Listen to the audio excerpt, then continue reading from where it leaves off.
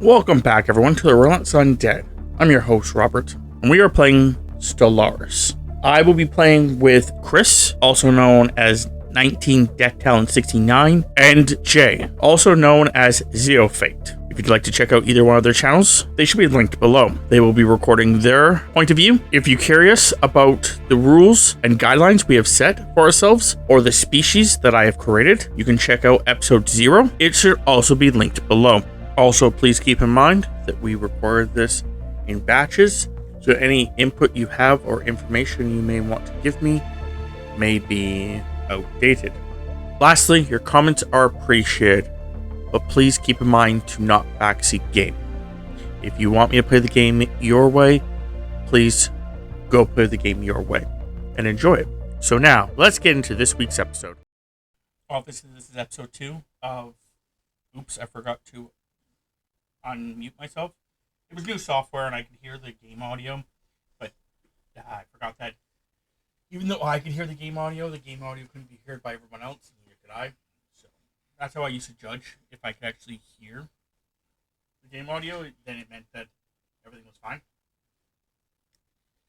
So I have no clue what I'm doing here at this moment. I think I'm just trying to stop crying as much as I can. Got your little police hat on. Yeah. Pretty sure that's what it was. I'm just trying to stop crime as much as I can. And you figure out later that your crime is partially due to your enemies. Well, I had figured that. Like, the first time I had gotten, like, a really weird crime spike in my capital, I'm like, wait a second. So I was already pretty sure my enemies were behind it. I could never prove it. But I didn't have any counter-espionage for, like, so long. I wasn't giving you the research. Oh, okay. I was going to say, I swear that would be one of the things that you would totally go for. It just wasn't giving me the research, and then finally I got it. I'm like, it's about time. I was like, is there actually counter-espionage? I'm like, I guess not. Maybe there's just not. And then a bit later, I'm like, it popped up on my research thing. I'm like, oh my god, there is some. About freaking time I got it. This is actually me going around and destroying, I think, the stupid robot bases. I could be wrong. Yeah, it's me going around destroying the robot making facilities. I'm like, stop making robots! No! Yeah. Because you're all about slaves and then... I was trying not to be about slaves. Prisoners with jobs and...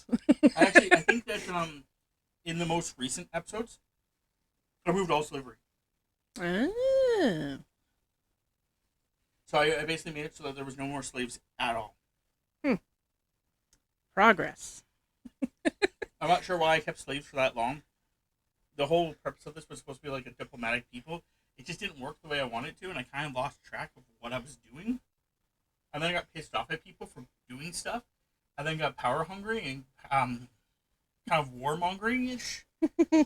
I blame Chris and I blame Jay. Well, Jay was like already in late game stuff, like halfway, like episode 20. He was already in like late game development. It wasn't even just that. He was also like, he was the first one to go to war. He went to war immediately and couldn't claim any land. He was going for like a peaceful build, unintentionally. Went for a peaceful build and went to war first. And then couldn't figure out why he couldn't do it. I'm like, because he went for a peaceful build. The way to peace is ultimate destruction. So it was just like, it was crazy that they both picked that.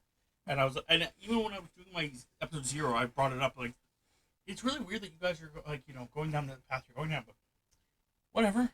You guys just, game.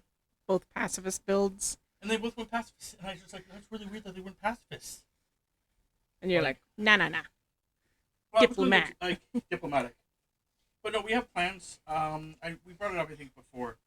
But we have plans for an episode, in season 2, where Chris is actually like our overlord, and we actually go to war, and we do everything based on Chris's yes or no's. It's supposed to help Chris not be left behind like he is right now, and also get him to actually make decisions, like hard decisions. Not just that. I know he doesn't like making decisions, but no, it was more the concept that it would allow him to understand the game more. Yeah. Because he has to actually pay attention to certain things. But we'll see what happens. I'm really looking forward to it. But we have to get through this one first, which I'm looking forward to. Just we oopsie by putting the endgame crisis at like 26. So we're still in like 24. And we still have like 200 years. Yeah, well, it'll pass by in a blink of an eye. But yeah, it's early This is me starting to give them stuff. Here, take some stuff. Here's just like look how much. Stop being dicks to me and actually like me. 21K of just entry credits. Here you go.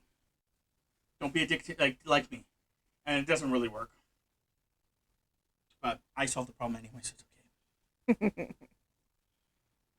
Yeah. I don't want to spoil how I solved the problem, but it rhymes with taking over them. It rhymes with or is? You'll have to see. Okay. No, Chris's plan is to take over the Justican and actually make the Justican his vassal as punishment for when they were his vassal and betrayed him. So, because that's Chris's goal, when Chris takes over the Justican, he has the Cerulean Star Alliance as well. He gets both for whatever reason. Interesting. Okay. So basically, what he does is he gives them up, and because I'm bordering them, no one can get to them. So I just wait and wait and wait, and then when our thing times up, I just go, "You're my subject now. Come to me. Come to me or die." No, it's come to me. There was no die. There's always the die option. Let's face it. For you, maybe. Maybe. But yeah, after editing all these as much as you have, is it a game that you think you'd try out? There's a lot to it, and I feel like sometimes when you guys are like really getting into it, I have to like kind of stop my brain and being like, "Hey, you don't know any of the things, so you must kind of pay attention." And then I try to pay attention, and some of it kind of glazes over because it's like a war game, and I'm not really into war games like that, where it's like strategy and you got to do things, and there's things in the background, and I'm just like, this is a lot. Well, maybe what we'll do, because we had talked about this, we did talk about this at one point. Maybe something we'll do is you and me could play this game on when we finally start being able to record again, and we can have it where you're my vassal, and I just keep you alive as my sweet little summer child.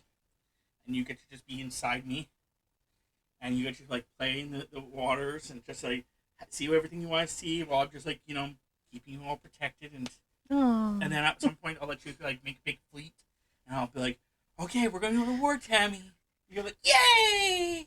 I got this tiny little like 25K fleet, and he's got like 70K fleets just cruising beside me. Let's go! We can see if we can just map that.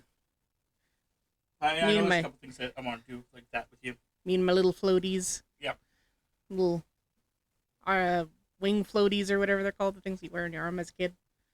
I think that's just me claiming more territory to make sure I have all the territory I need. More. I think I'm pretty much done claiming territory by this point in time. Are you though? The recording? Yeah. I'm actually done. The only thing I think I have to do is get stuff for my little nation. But anyway. This is the end of the video.